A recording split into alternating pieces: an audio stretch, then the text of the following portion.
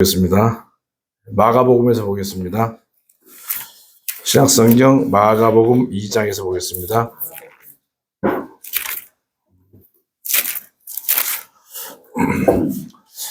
마가복음 2장 1절부터 4절까지 제가 봉독에 올리겠습니다. 신약성경 마가복음 2장입니다. 2장 1절로 4절까지 말씀 제가 봉독에 올리겠습니다. 다 찾으신 줄 알고 봉독하겠습니다.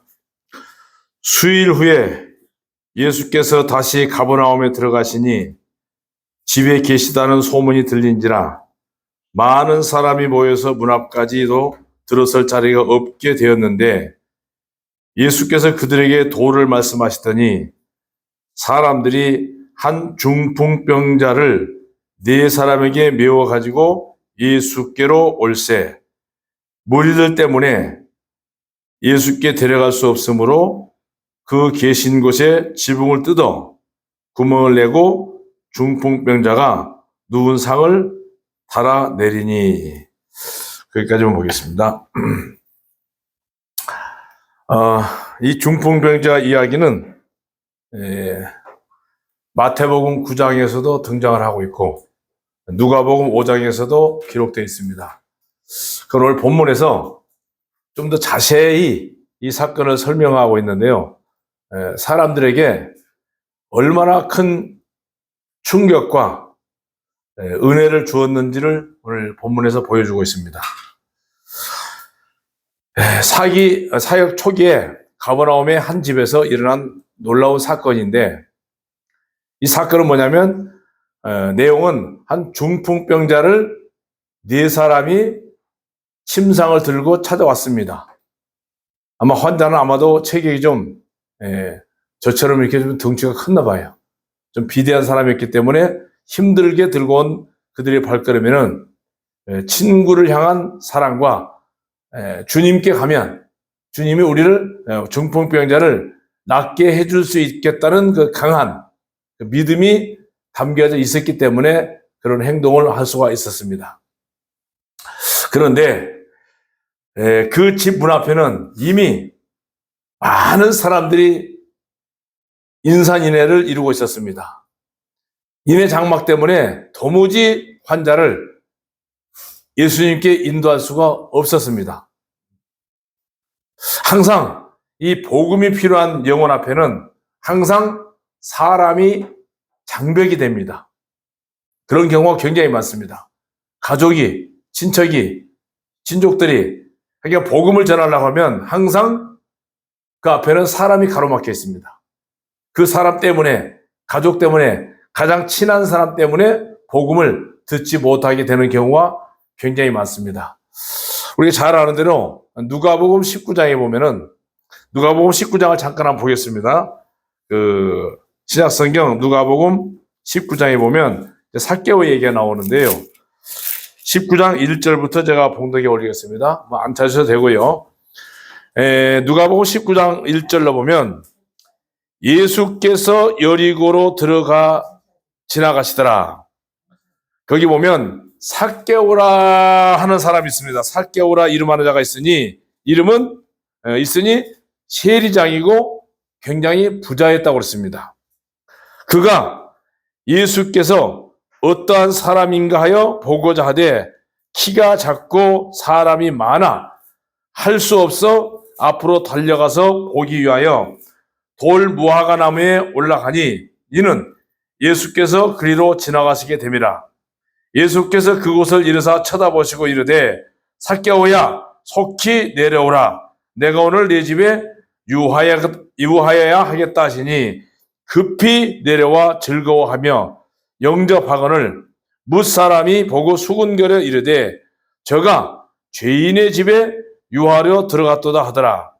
삭개오가 서서 주께 여짜오되 주여 보시옵소서 내 소유의 절반을 가난한 자들에게 주겠사오며 만일 누구의 것을 속여 빼앗은 일이 있으면 4갑절이나 갚겠나이다. 예수께서 이르시되 오늘 구원이 이 집에 이르렀으니 이 사람도 아브라함의 자손이미로다. 인자가 온 것은 잃어버린 자를 찾아 구원하려 왔다 그랬습니다. 이 삭개오의 이 내용 그 사건을 잠깐 보면 이 당시도 삭개오가 예수가 도대체 누군가의 보고자였으나 키가 작아서 무리로 인해서 볼 수가 없었다.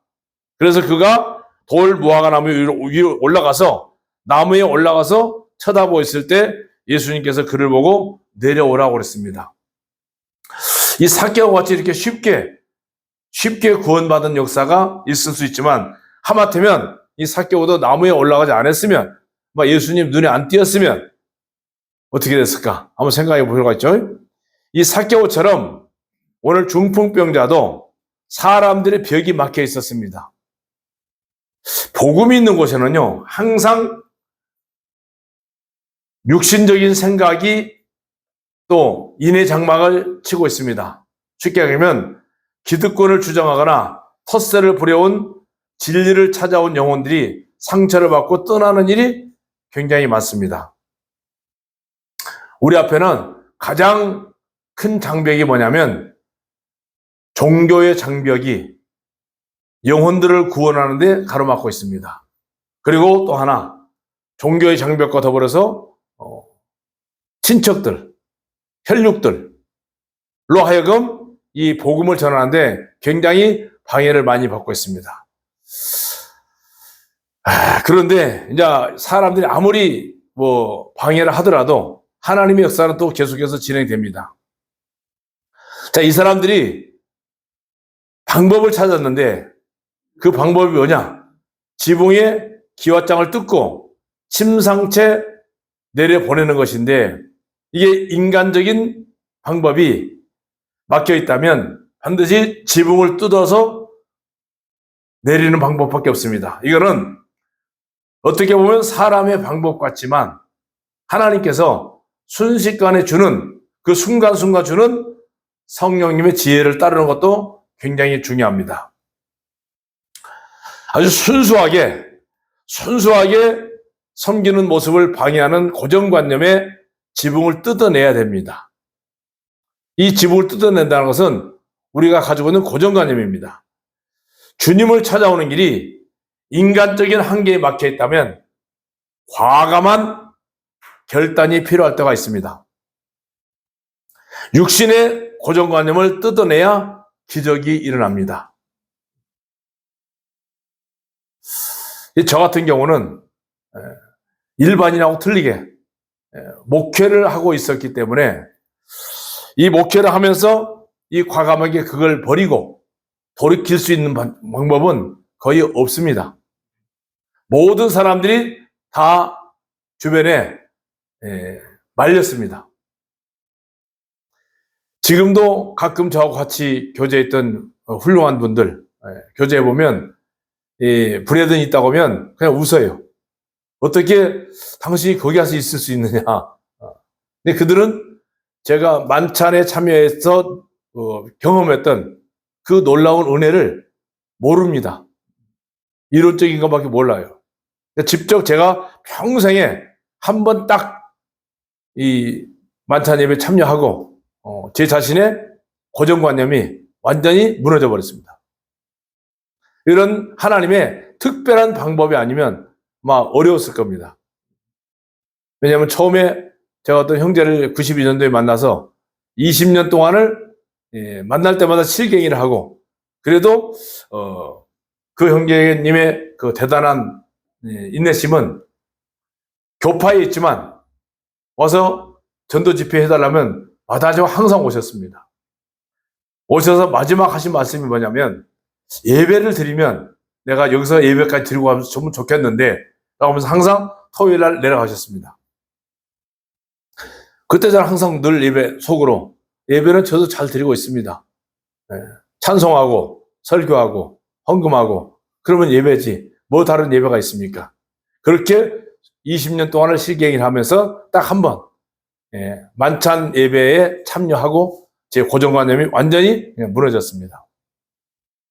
그래서 쉽게 과감하게 결단할 수가 있었습니다만 많은 사람들이 복음을 듣기 전에 이 모임에 대해서 얘기하면 굉장히 그 고정관념이 깨지지 않습니다. 오늘 본문 말씀 다시 한번 돌아가서 보겠습니다. 마가복음 2장 5절 말씀 보면 예수께서 그들의 믿음을 보시고 중풍병자에게 이르시되 작은 자야 아들아 내 죄사함을 받았느니라. 참 말이 굉장히 어렵습니다. 지금 중풍병자를 고치려고 데리고 왔는데 내 죄사함을 받았다.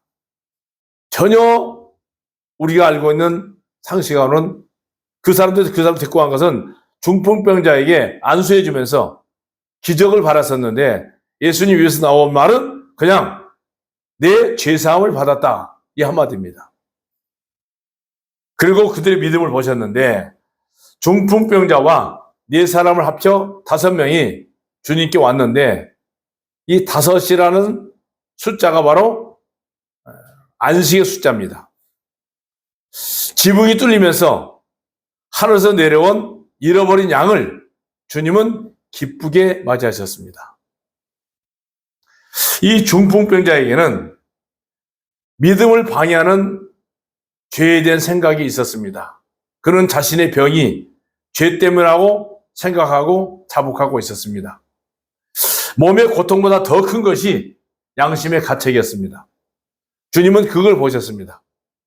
양심의 가책을 느끼고 있는 그에게 중풍병자를 고치는 게 중요한 게 아니고 양심의 가책을 가지고 있는 그에게 죄사함을 받았느니라 말 한마디로 사정없이 탕감을 받았습니다. 지금까지 그 사람이 가지고 있던 마음의 짐이 그 주님의 던진 복음의 한마디에 다 녹아내렸습니다. 무조건 나을 거라는 믿음으로 왔지만 한편으로는 두려움도 있었겠죠. 왜? 빛 대신 주님 앞에 자기 자신의 숨기고 있는 뭔가는 모르지만 죄가 드러날까 봐 공포가 그를 묶고 있었습니다. 꼭꼭 묶어놨습니다. 근데 주님은 그 얼굴빛에서 드러나지 않는 무서운 죄, 그 죄를 주님은 보셨습니다. 그리고 네 죄사함을 받았다. 이 복음 한마디에 그가 가지고 있던 마음의 고통은 순식간에 무너져 버렸습니다. 그리고는 나를 집으로 데려가다오 하고 마음은 아마 도망치고 싶었을 겁니다. 근데 사람들은 그 사람이 가지고 있는 마음의 갈등을 못 느끼고 뭐만 봤어요? 그냥 중풍병 자체만 치료하기 위해서 데리고 왔는데 주님은 그 마음을 중심을 깨뜨려 보셨습니다. 그래서 빛 대신 주님 앞에 죄가 드러날까 봐 굉장히 공포에 쌓여 있었을 겁니다. 그 얼굴을 보시고 주님이 첫 번째 말 한마디가 그냥 죄사함을 받았다. 두려워 말라. 갈등하는 사이 이미 지붕을 뚫렸고 침상은 내려가고 있었습니다. 이제는 다시 돌아오지 못할 강을 건너고 있었습니다. 내가 주님 앞에 가서 죽이시든 살리시든 오직 주님 처분만 기다리는 마음으로 내려갔습니다. 그때 그 사람 마음속에 느끼는 게 뭡니까? 오호라 사도 바울의 고백처럼 나는 공고한 사람이다. 이 사망의 몸에서 누가 나를 건져냈겠느냐? 라고 하는 로마서 7장 24절 말씀같이 이 사람은 마음의 고통을 가지고 있을 때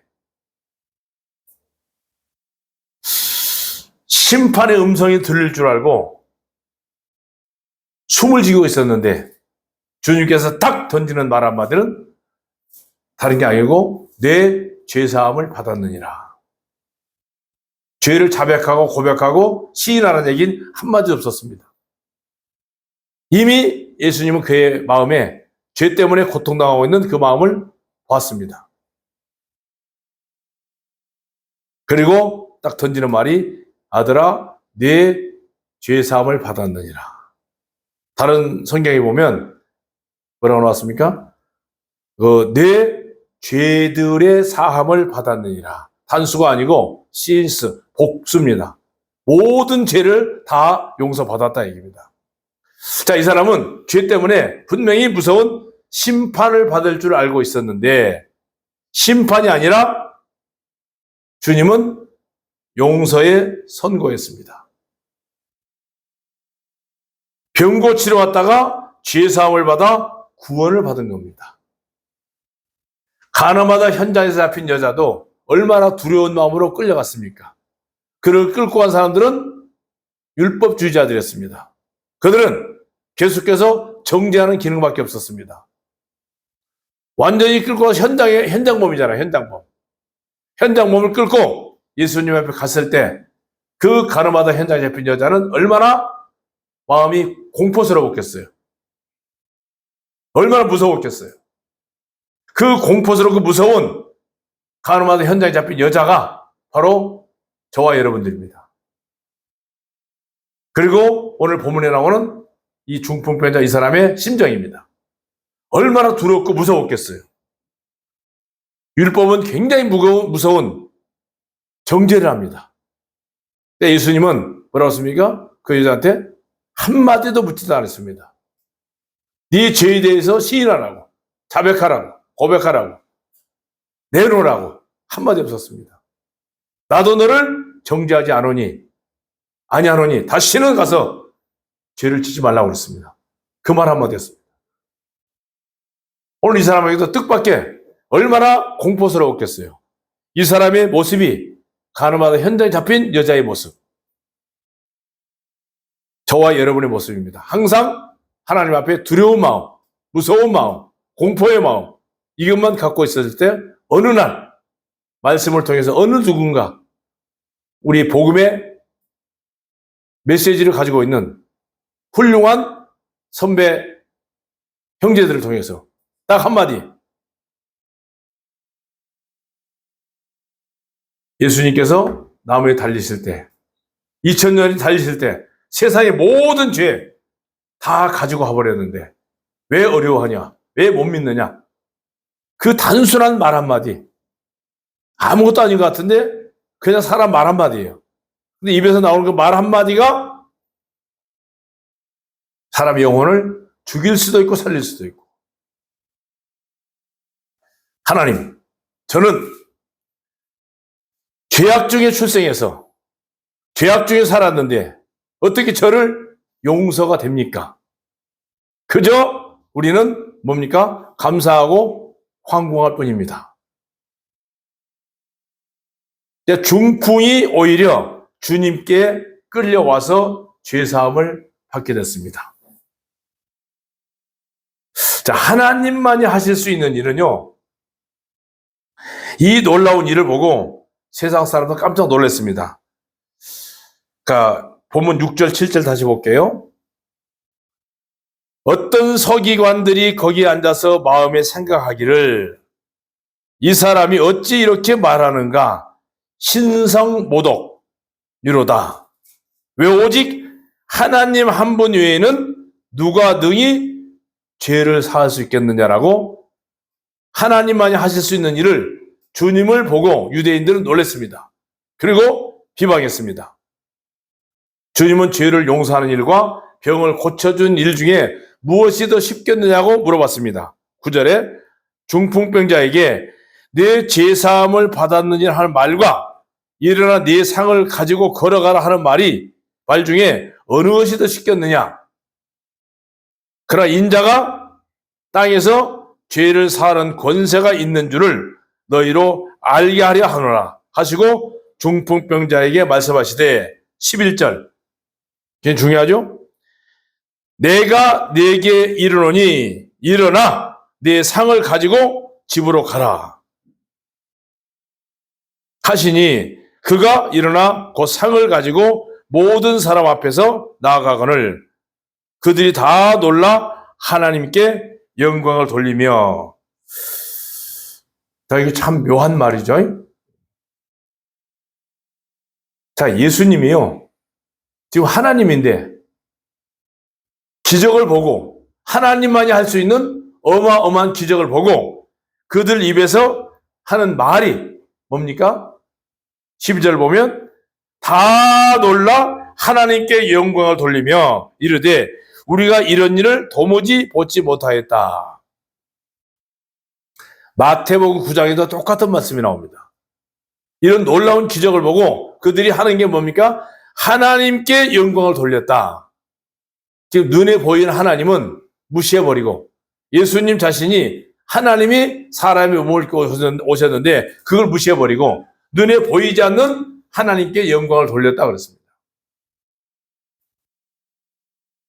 자, 이게 지금요, 잘못하면은 우리가 눈에 보이지 않는 막연한 하나님을 섬기는 방법이 될 수 있어요. 이게 소위 말하는 하나님을 우상으로 섬길 수도 있다 그 얘기입니다. 눈에 보이는 하나님이 아니고 그냥 막연히 어딘가 저기 하늘에 있을 눈에 보이지 않는 하나님, 이렇게 생각할 수가 있습니다. 자, 마태복음 한번 찾아볼게요. 똑같은 얘기입니다. 마태복음 9장에 보면 조금 다른데 똑같은 얘기인데 어필이 좀 다릅니다. 마태복음 9장 8절 9장 8절 한번 읽어볼게요. 마태복음 9장 8절 마태복음 9장 8절 같이 한번 읽어볼게요. 찾으셨으면 마태복음 9장 8절 무리가 시작. 무리가 보고 두려워하며 이런 권능을 누구에게? 사람에게 주신. 그러니까 지금 눈에 보이는 예수님은 그들이 생각할 때 뭐예요? 그냥 사람이에요. 하나님 아니에요. 이런 권능을 사람에게 주신 하나님께 영광을 돌린다. 자, 예수님은 임마누엘, 하나님이 사람이 되셔서 오신 분인데 눈에 보이시는 하나님을 믿지 않고 그냥 사람으로만 봤습니다. 자, 요한복음 1장에 보면요, 말씀이 하나님이거든요.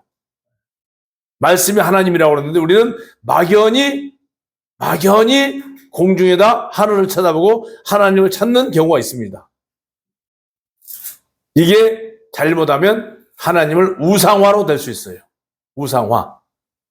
지금 여기도 분명히 임마누엘, 하나님인데 이 하나님의 인간의 모습을 입고 오신 하나님을 인정하지 않고 이런 권능을 사람에게 주신 하나님께 영광을 돌렸다.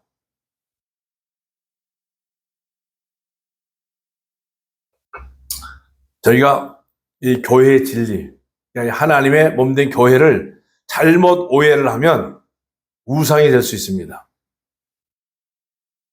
이 교회는 눈에 보이지 않는 하나님의 형상이고 형제 자매들은 하나님의 다 지체들입니다. 그러면 형제 자매들의 모습을 통해서 하나님의 어떤 모습을 볼 수 있으면 좋은데 하나님의 모습을 보는 게 아니고 형제 자매들의 허물만 우리는 많이 보고 들춰내기를 원합니다. 그게 율법으로 정죄하는 훌륭한 정죄의 기능만 가지고 있지 복음으로 거듭난 그리스도인들의 삶의 모습을 그런 모습에서는 우리가 보기가 어렵습니다. 이제 일어나서 침상을 가지고 가라고 그랬습니다. 즉시 일어나 사람들 앞에 지나갔습니다. 그때 사람들이 이런 일을 본 적이 없다면서 하나님께 영광을 돌렸다는 말씀이 마태복음이나 마가복음이나 똑같은 누가복음에 같은 얘기가 나옵니다. 엄격하게 보면요, 병고침은 보너스입니다. 그죠? 믿었을 때 나타나는 보너스였어요. 죄를 사함받는 사실이 진짜 놀라운 사실이고 영혼이 구원받는 것이 세계 최고의 기적이고 기적 중의 기적입니다. 그런데 세상은 관심 없어도 우리에게 이보다 더 큰 소식은 없습니다. 율법의 정죄가 은혜의 구원이 되었습니다. 그래서 반드시 율법을 통해서 죄인인 것을 깨닫게 하고 그 죄 때문에 결과가 뭐예요? 무서운 지옥의 고통인데 그 지옥의 고통에서 예수님께서 딱 한마디, 내가 너를 위해서 죽으절로 왔다는 그 말, 속죄물이 되게 오셨다는 그 말씀. 예수님 이 땅에 오신 목적이 뭐예요? 우리를 정죄하려고 오신 게 아니고 우리를 죄에서 구원하시려고 오셨다고 했습니다. 율법은 어딥니까? 갈라디아서 한번 볼게요. 갈라디아서 3장을 한번 찾아보겠습니다.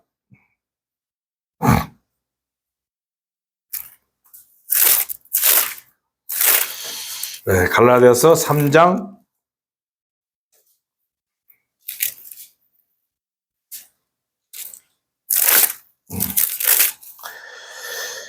24절 말씀 보면 이런 말씀이 있습니다.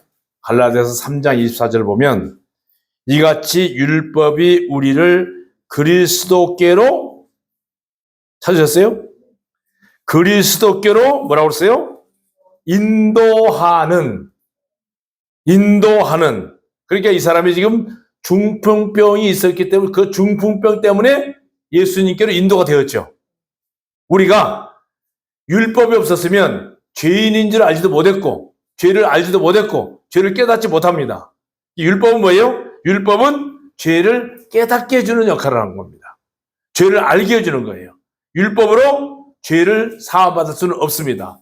단지 율법의 기능은 뭡니까? 정죄하는 기능. 율법은 우리를 죄인을 만들어서 예수님께서 이 땅에 온 목적이 뭐예요? 의인을 구하러 온 게 아니고 죄인을 구원하러 왔다. 아들을 낳으리니 이름을 예수로 하여라. 이는 저가 자기 백성을 어디에서? 죄에서 구원할 자. 이미 죄에서 구원할 자는 누굽니까? 자기들이 율법을 열심히 지켜서 죄인인 것을 알지 못하고 어깨에 힘을 주고 의롭게 살아온 유대인들에게는 예수님이 아무 소용이 없었습니다. 사두개인들, 율법 학자들에게는 예수님이 이단이었어요. 아무 의미가 없었습니다.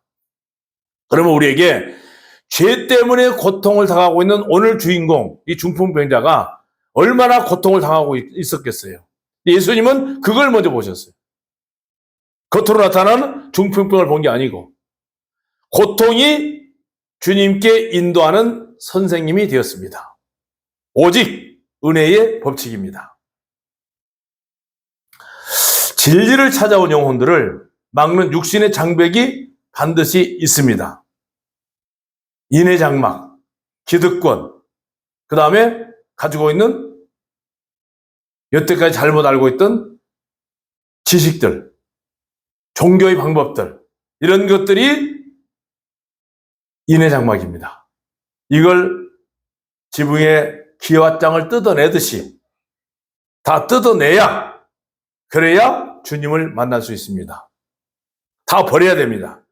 영혼들이 주님을 만날 수 있는 길은 지금까지 가지고 있던 인해장막과 기득권, 종교의 방법, 이런 것을 다 걷어내고 그 다음에 친구를 위해서 지붕을 뚫는 수고를 마다하지 않는 이 동역자, 네 사람의 동역자, 한 영혼을 주님 앞에 내려놓기까지 얼마나 그 네 사람의 헌신이 필요합니까?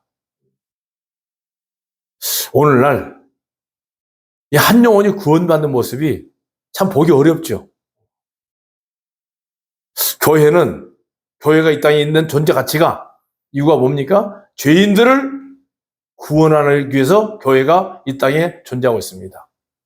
근데 지금 우리 모습이 여기 중풍병자를 데리고 왔던 네 사람의 동역자, 이런 동역자가 우리에게 필요합니다. 혼자는 되지 않습니다.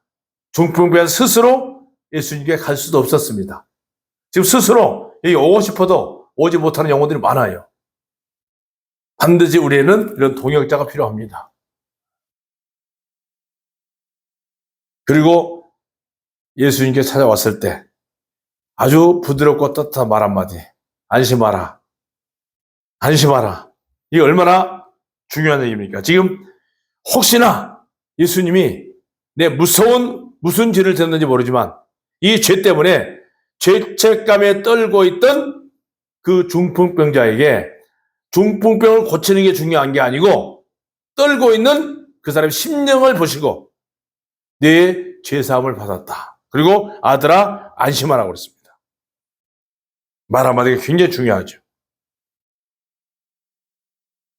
우리의 죄가 아무리 무거워도 주님 앞에 나오면 모든 것이 용서되고 그때부터 영원한 안식을 누리게 됩니다. 세상의 모든 사람들이 이 놀라운 예수님의 사역을 모르기 때문에 바로 저와 오늘 같이 예배를 드렸던 저와 여러분들이 이 네 사람의 문둥병자처럼 아주 중풍병자를 데리고 왔던 이 네 사람처럼 아주 훌륭한 동역자가 저와 여러분들이 되어야 됩니다. 교회의 존재 목적이 바로 그겁니다. 그래서 더 이상 매여있지 않고 침상을 들고 나아가는 삶으로 변화가 되어야 됩니다. 주님의 말씀은 우리들 모든 속박에서 자유롭게 합니다. 그리고 당당하게 주님께 나갈 수 있는 길을 만들어 주셨습니다. 성전이 아닌, 제사가 아닌 말씀으로 간단하게 주님 한 말씀 한마디로 성전도 아니고 짐승 잡아서 제사 지낸 것도 아니고 말씀 한마디로 죄가 사해졌습니다. 그 당시는 예수님의 육신의 몸을 입고 있었기 때문에 성전도 있었고 짐승을 잡아서 제사를 지내는 구약시대였어요. 그러나 예수님은 입에서 말씀 한마디가 바로 죄를 사할 수 있는 권능이 있다는 것을 보여줬습니다. 이것이 주님이 곧 누굽니까? 주님이 곧 하나님이시며 권능의 인자이심을 보여준 어마어마한 사건입니다. 내가 하나님이라는 걸 보여준 거예요. 과감하게. 왜? 그 당시는 어떻게 됐어요? 죄를 지면 반드시 짐승을 잡아서 성전에 가서 제사장이 짐승을 잡아서 제사를 드리는 그런 시대였어요. 예수님께서 육신의 몸을 갖고 계셨기 때문에 그런 시대였는데 예수님은 과감하게 내 죄사함을 받았느니라. 무서운 얘기죠. 죄를 지었으면 당연히 성전에 가서 짐승 잡아서 제사 지내야 되는데 그런 절차가 필요 없었습니다. 다 무시해버렸어요. 다 무시해버리고 내 죄사함을 받았다. 그때 당시 예수님은 이미 십자가에 죽으시지도 않았습니다. 그러나 예수님께서 육신의 몸을 입고 이 땅에 오신 목적이 뭡니까? 죄인들을 위해서 죽어주러 오셨기 때문에 이미 뜻이 하늘에서 이루어졌어요. 뜻이 하늘에서 이루어졌고 이 땅에 이루어질 것은 앞으로 돌아가실 일만 남았습니다. 그러나 돌아가시기도 전에 예수님은 과감하게 내 죄사함을 받았다. 이 말씀을 하신 이유는 뭡니까? 내가 하나님이라는 걸 보여준 거예요. 내가 권능자라는 걸 보여준 거예요. 이 사건이 어마어마한 무서운 사건입니다. 어떻게 죄인이 그 당시, 그러니까 대제사장들은 이해를 못했죠. 죄를 지었으면 당연히 제물을 갖고 와서 성전에서 제사를 지내야 될 그런 시기인데 과감하게 내 죄사함을 받아봤다. 내 죄사함을 받았다. 이거 선포해버렸어요. 이게 곧 우리의 영적 고정관념, 이걸 파괴해야 됩니다. 우리 생각 속에 갇힌 하나님을 풀어드려야 됩니다. 우리 하나님을 이 인간의 생각을 가지고 이 인간의 머리를 가지고 인간의 지혜를 가지고 하나님을 이해를 하려면 이해가 안 됩니다. 지붕을 뜯어내는 행위는 바로 우리의 좁은 종교적 틀을 파괴하고 부숴버리는 그런 무서운 고정관념을 파괴시켜버리는 그런 개념입니다. 기적은 하나님의 능력을 맛보게 했습니다. 그리고 우리의 삶이 회복될 때 세상은 하나님께 영광을 돌리게 됩니다. 지금도 계속해서 치유와 사함의 역사는 계속 진행됩니다. 그러나 현대의학을 우리가 무시할 수는 없습니다. 왜? 현대의학도 하나님께서 주신 지혜도 있습니다. 자, 결론적으로 중풍병자는 죄 때문에 괴로워했었습니다. 그거는 아무도 몰랐습니다. 주님만이 알고 있었습니다. 그리고 주님은 그에게 아들이라고 부르셨습니다. 그리고 내 죄사함을 받았느니라고 했습니다. 우리 성경에는 작은 자야 그렇게 나오지만 다른 성경에는 아들아 그랬습니다. 오늘 저와 여러분들은 이 중풍병자를 예수님께 데리고 간 4명의 동역자, 훌륭한 동역자, 바로 이 동역자이기를 원합니다. 그리고 오늘 주님은 여러분을 부르셔서 죄의 짐을 벗고 일어나 걸으라고 하고 있습니다. 마지막 4가지만 한번 생각하고 말씀 끝내겠습니다. 고정관념은 우리는 버려야 됩니다. 이 고정관념, 어느 틀에 잡혀 있으면 주님의 은혜를 경험하기, 체험하기가 어렵습니다. 그리고 가장 무서운 게 뭡니까? 인해장막. 사람. 어디 가든지 사람들이 영혼의 복음을 전하려고 하면 사람이 꼭 방해를 합니다. 이걸 걷어내야 됩니다. 사람을 물리쳐야 됩니다. 그 죄사함의 은혜를 굉장히 소중하게 여겨야 되는데, 그냥 교파에서는 뭐라고 합니까? 죄사함은 기본으로 되는 거라고 합니다. 기본. 근데 기본이 안 됩니다. 기본이 될 수가 없었어요. 다 모든 종교가 예수님은 십자가에 죽으실 때 우리의 죄를 다 용서했다고 가르치고 있습니다. 저도 수없이 그렇게 외쳤어요. 근데 외치긴 외쳤는데 그게 심령에 새겨지지는 않았습니다.